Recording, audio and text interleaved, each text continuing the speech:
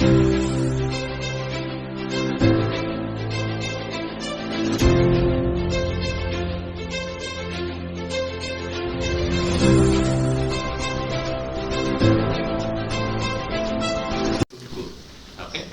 so basically we have two organizations, that is BB Technologies.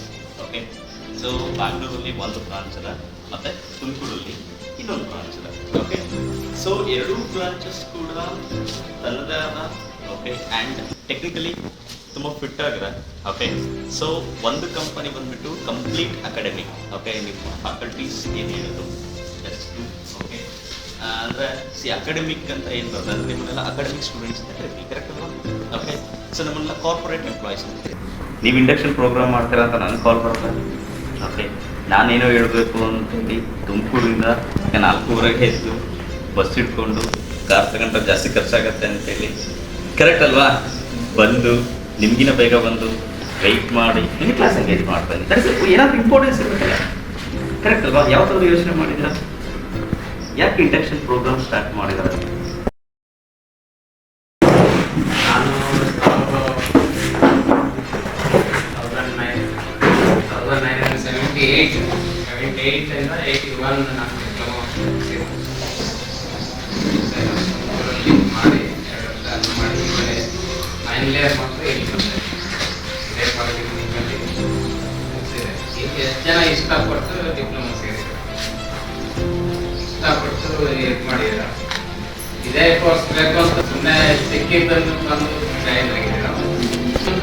ಆಯ್ತು, ಜೀವನದಲ್ಲಿ ಮಾತ್ರ ನೀವು ಇಷ್ಟಪಟ್ಟು ನೀವು ಮದುವೆ ಆಗ್ತೀರ, ಇಷ್ಟಪಟ್ಟು ನೀವು ಮದುವೆ ಆಗ್ತೀರ. ಈ ಥರನೇ ಉಳಿಬೇಕು, ಈ ಥರನೇ ಉಳಿಬೇಕು.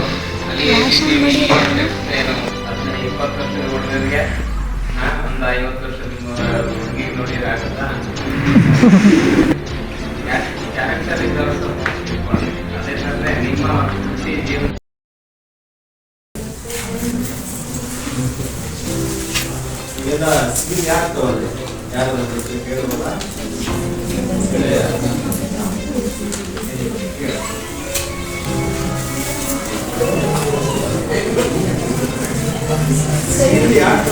ಹೇಳಲಿಕ್ಕೆ ಪ್ರೌಢ ಇರಬೇಕು.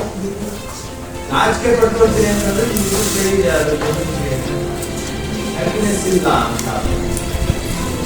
ಸಿವಿಲ್ ಅಂದ್ರೆ ಯಾಕೆ ಸಿವಿಲ್ ಅಂತಂದ್ರೆ ಹಾಗೆ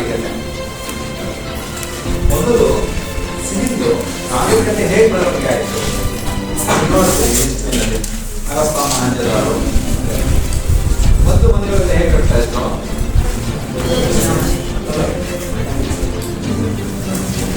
ಅದು ಸಿಂಪಲ್ ಕ್ವಶನ್,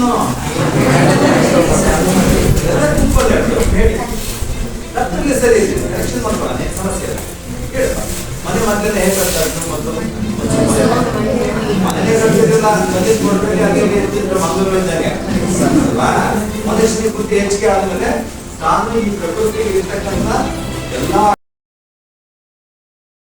ಏನ್ ಮಾಡಬೇಕು next diploma first year second year third year 3 ವರ್ಷ.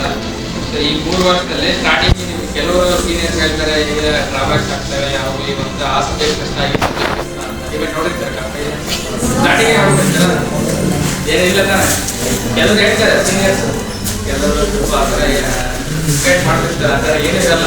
ಸಬ್ಜೆಕ್ಟ್ಸ್ನ ಕರೆಕ್ಟಾಗಿ ಕ್ಲಾಸ್ ಟೈಮಲ್ಲಿ ಕರೆಕ್ಟಾಗಿ ಕಾನ್ಸಂಟ್ರೇಟ್ ಮಾಡಿ ಕೇಳಿ ಆಯ್ತಾ. ಬೇರೆ ಟೈಮಲ್ಲಿ ಆಟ ಆಡೋ ಟೈಮಲ್ಲಿ ಆಟ ಆಡಿ, ಓದೋ ಟೈಮಲ್ಲಿ ಓದಿ. ಬಟ್ ಏನಂದ್ರೆ ಪ್ರಾಪರ್ ಪ್ಲಾನ್ ಇರಬೇಕು. ಪ್ಲಾನ್ ಇಲ್ಲ ಅಂದ್ರೆ ಏನೂ ಆಗಲ್ಲ. ಈಗ ಹೆಂಗಂದ್ರೆ ಈಗ ಫಸ್ಟ್ ಡೇ ನೀವು ಸಪೋಸ್ ಇವಾಗ